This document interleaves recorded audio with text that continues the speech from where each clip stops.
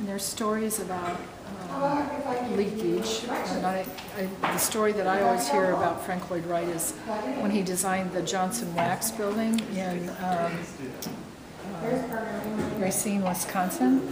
He didn't really care about the roof much, and this gentleman was complaining about the water dripping on his desk, and he said, "Move your desk."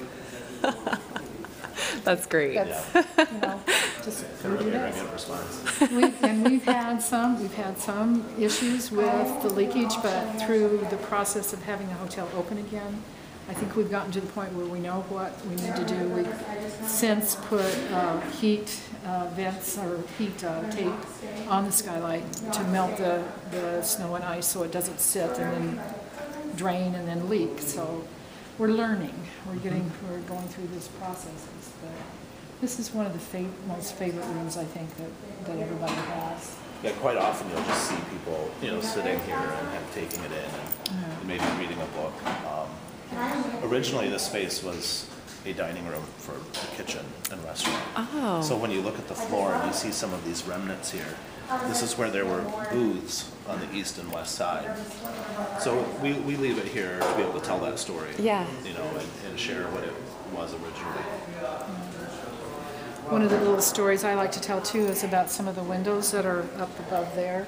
We actually, in our demolition over a period of time, the plywood was removed and the original windows were still there. Oh, wow. So we were lucky in the fact that we did find a lot of little treasures here and there.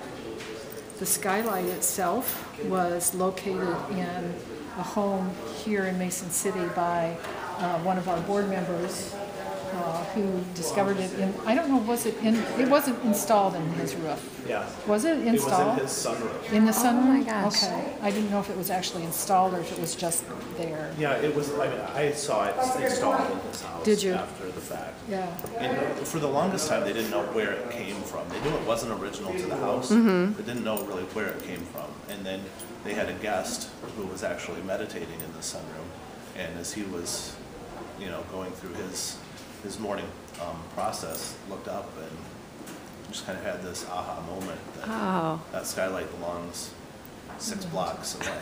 Yeah. So we were really lucky to have it in its entirety and in the hands of someone who was compassionate and wanted to return it back to the hotel. Without it costing us anything.